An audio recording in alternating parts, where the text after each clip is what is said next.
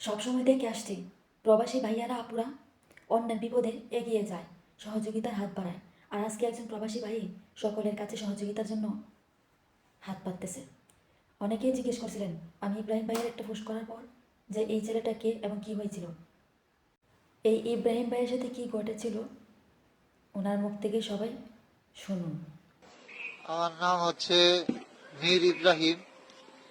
আমার বাড়ি ফরিদপুর জেলা ভাঙা থানা ঘারুয়া ইউনিয়ন খালদিয়া গ্রাম। তা আমি একটা প্রবাসী ছিলাম সৌদি আরব। আমি ইলেকট্রিশিয়ান ছিলাম। তো আমি সৌদি আরব ইলেকট্রিক্যাল প্যানেল বোর্ডের কাজ করতাম। প্যানেল বোর্ডের কাজ করতে যায় সার্কিট ব্লস হয়ে আসমানে যেরকম একটা চিরিককে দেয়, আমার মনে হয় 1 সেকেন্ডের মধ্যে আমার এই ক্ষত হয়ে গেছে। 1 সেকেন্ডে যখন আমার ক্ষতটা হয় তখন আমি অনেক চিল্লি করছি, অনেক দাপাইছি, বলছে আমাকে একটু পানি খাও, আমি পানি খাইতে চাই। আমার কেউ পানি দেয় নাই, কারণ ওই দেশের নিয়ম আন্দাজে পুলিশ ছাড়া কেউ সহযোগিতা করবে না। যখন একটা অ্যাক্সিডেন্ট হয় তখন আমি ওই কোম্পানি থেকে বের হয়ে আমি রাস্তায় বের হয়েছি, অল্প অল্প চোখে দেখতাম। তখন আমি পুলিশের সহযোগিতায় আমি হসপিটালে ভর্তি হয়েছি। আমি বলছি হসপিটালে অনেক অ্যামাউন্ট বিল হয়েছিল আমার, 1 কোটি টাকার মতো, কম হতে পারে একটু বেশি হতে পারে রিয়েল আন্দাজে। তা আমি ওই বিল আমার দেওয়ার ক্ষমতা নয়, কিন্তু আমার পুলিশের সহযোগিতায় আমাকে বলছে তুমি দ্রুত চলে যাও দেশে, হসপিটাল পক্ষ অনলাইনে মামলা করার আগে। তো আমার আল্লাহ আর দেশবাসী সবার দোয়ায়, আমার বাপ মার দোয়ায় আমি দেশে ফেরত আসছি। নাহলে আমি ভাবতে পারি না এত টাকা হসপিটালে বিল থাকতে আসতে পারবো, কিন্তু আমার সবার দোয়ায় আমি আসতে পারছি। দেখেন দ্রুত চিকিৎসা করার দরকার, আমার ইনফেকশন হয়ে গেছে এখান থেকে। মনে করেন আমি যদি চাপ দিই, চাপ দিলে রক্ত বেরোয় আর ফুস বেরোয়, এখানে গন্ধ হয়ে যায়। মনে করেন কি বলবো, মাংস পচা গন্ধ হয়ে যায় দিক দিয়া। আমি প্রতিদিন ড্রেসিং করা লাগে, আমার ফুস বের করতে হয়। আমার এতটাই দ্রুত চিকিৎসা করার দরকার, যদি 2-1 দিনের ভিতর আল্লাহ যাইতে পারি, আমি 2-1 দিনের ভিতর চিকিৎসা আমি নিতে পারি, তাহলে আমার অনেক ভালো হইতো। বেশি দেরি হইলে আমার হয়তো অনেকেই বলতেছে ভাই দ্রুত যান, দ্রুত চিকিৎসা করান, নইলে আপনার ক্যান্সার হয়ে যাইতে পারে।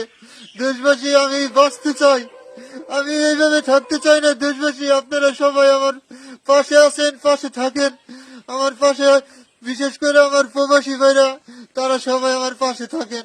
আমার অনেক কষ্ট হইতেছে ভাইরা, আমার যন্ত্রণা আমি কয়েকটা ভিডিওতে বলছি। দেখেন যন্ত্রণার কথা আমি বলছি, কারণ আমি এতটাই যন্ত্রণা বহন করতেছি।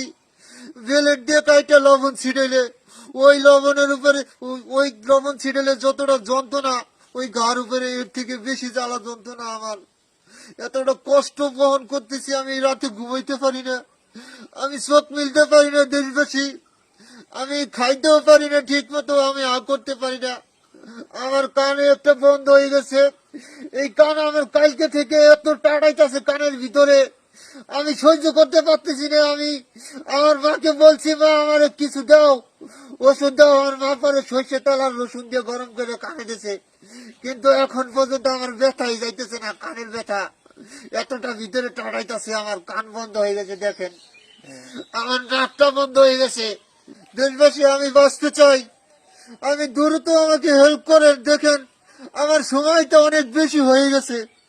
আমি জানুয়ারি 7 তারিখে অ্যাক্সিডেন্ট করছি, আমি এই পর্যন্ত এতটা কষ্ট বহন করতেছি, আমি এটা বইলে বুঝাইতে পারবো না কতটা কষ্ট হয়। দেখেন আমার নিজের ভিডিও দেখে আমি নিজে কান্না করি কষ্টে।